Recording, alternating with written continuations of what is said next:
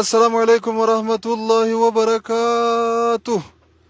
جالن كينيا خباري كابا كبا خيسا فلا تيسين نداوشا جرتن نجين ربي سين رتي هاجراتو سنين جنة guyyaa har'aan tana deeggarsa obboleeyyan keenya gama tiktookiin hawaasa keenya kan godina Harargee bahatiif taasisan qabannee gara aanaa dadar imalaadhaa jirra.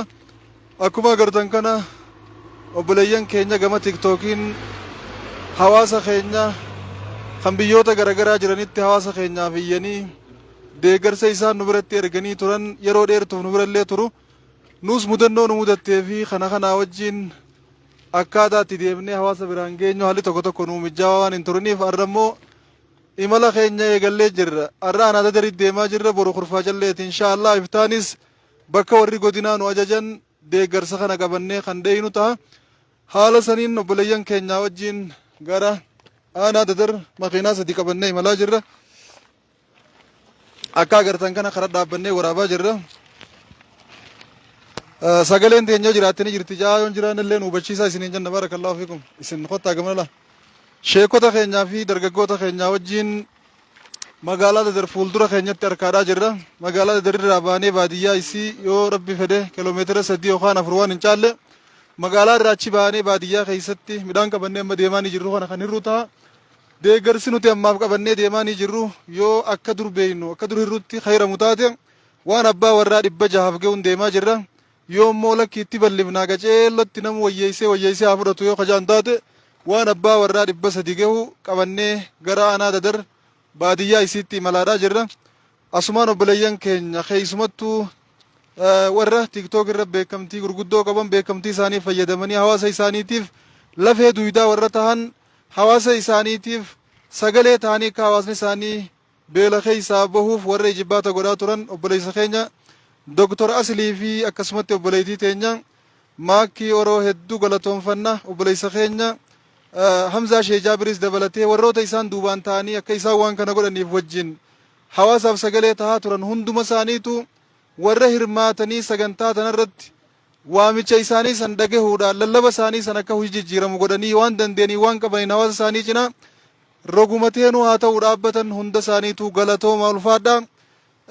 Nama gartee akkuma nabiin jan salawaatu rabbi wasalaamu alayhi man at'ama jaa'ian namni beelawaa nyaachise at'amahu Allahu min thimaaril janna rabbiin midhaan jannataa irraa isa nyaachise jenna. Obboleeyyan keenya rabbiin midhaan jannataa isinaa nyaachisu.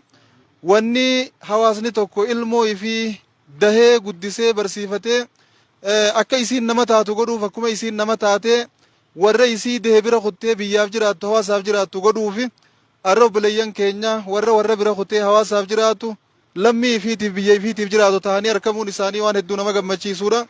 Namuu roga jiruun beekamtii rabbii isaa kanneen dandeettii rabbiin isaa kanneen hawaasa isaatiif sagalee kan ta'u yoo taate namuu hanga danda'utti wal bira kan dhaabbatu yoo taate rabbiilleen irhamuu man fil ardi yarhamukum man fis samaa akkuma nabiin jaan nama rahmata walii godhu rabbiilleen rahmata godhaafi gaafa nuti walii rahmanne gaafa nuti walii birmanne rabbiin nu birmachuun shakkii takka illee hin qabdu. Kanaaf obboleeyyan kiyya irra deebi'an mallee akkuma walii galaattu warri waamicha obboleeyyan keenya warra isin yaame awwaattanii deeggarsa keessan godhaa turtan warri obboleeyyan keessan akka deeggarsa godhaniif yaamtanii deeggarsa irraa guuraa turtan hundummaan keessanuu galatooma ulfaadhaan isiniin jaa.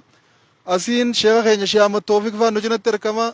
Obboleessa keenya Adam dhalatee itti aanee jira. Injiinar Mahdii Mahammadii itti aanee jira. Akkasumatti asiin Shee Ibraahimii jira. Caalaa Adam Mahammad hedduudha. Warra kaameraan waraabaa jiran Obsaa Ziyaadootii fi Ajmal Ahmad isaanis guddaa galatooma yannaani hundi keessanuu galatooma ulfaadhaa. Galanni keessan jannata haa ta'u. Fuulduratti illee hawaasa keessaniif lammii teessaniif deeggarsa barbaachisu godhuu hin dagatinaa isiniin jenna. Shee Ahmad Toofiq ittiin dabarsa. Galatooma obboleeyyan keenya kanaan nuu jaanii sheekonni inshaallahu ta'ala imala keenya kan itti fufnu ta'a.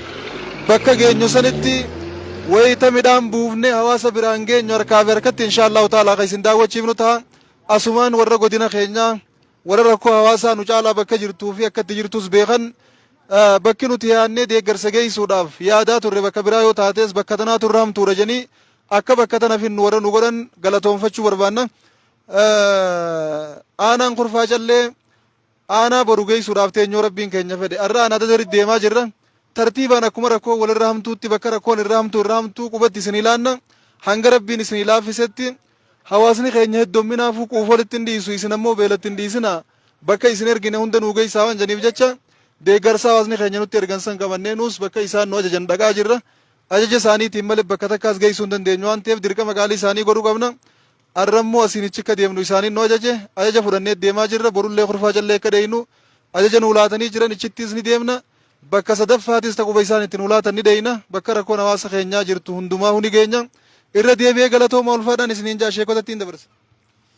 بسم الله الرحمن الرحيم السلام عليكم ورحمة الله وبركاته بلينك يا خكابا في كبتة سنين دعوة نندنو أكما مستعدين دبرسي دقيسن كنا إمالا خيان يخون وخرد در اتفاق جرا أكما أغرتن كنا مكينا با سدي الرخ هم فأني بها جرو بروس أكسم والفانا خرفاج الليتي إن شاء الله baay'inni akkuma ustaadni reefu jee nama 100 waan ga'uun deemaa jirra yooni fammoo xixiqqeessinee goonee waan nama 300 fi akkanaatiif haga'u jechuudha.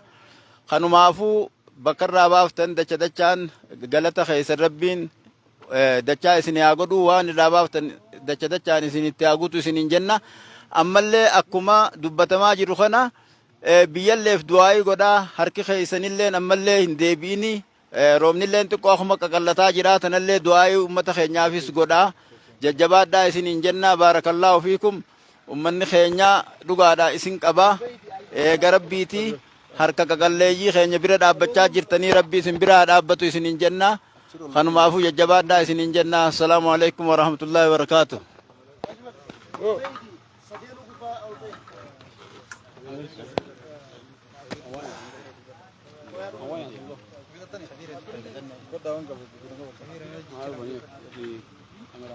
Akkasii jaallan keenya midhaanis kun yookaan markaa jirtan kanaadha.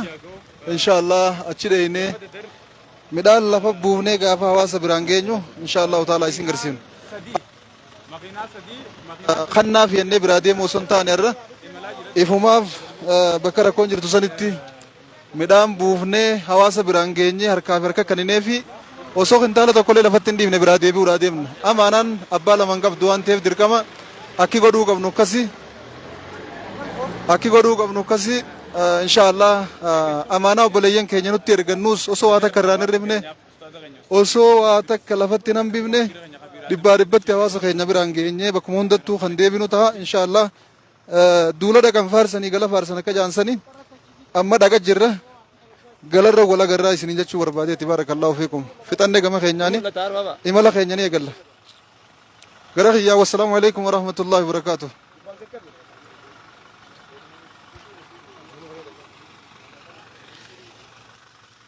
galatoomaa ulfaadha. yaa rabbi yaa gaarii yaa mootii caalama meenaa gammachiise ummata muslimaatu tujjaarsiirra haasi miskiinummaa nama waaqa buutuu diinfiitii farjooma nama waaqa buutuu hawaasa farjooma qabeenya isaatiin hawaasni soorama.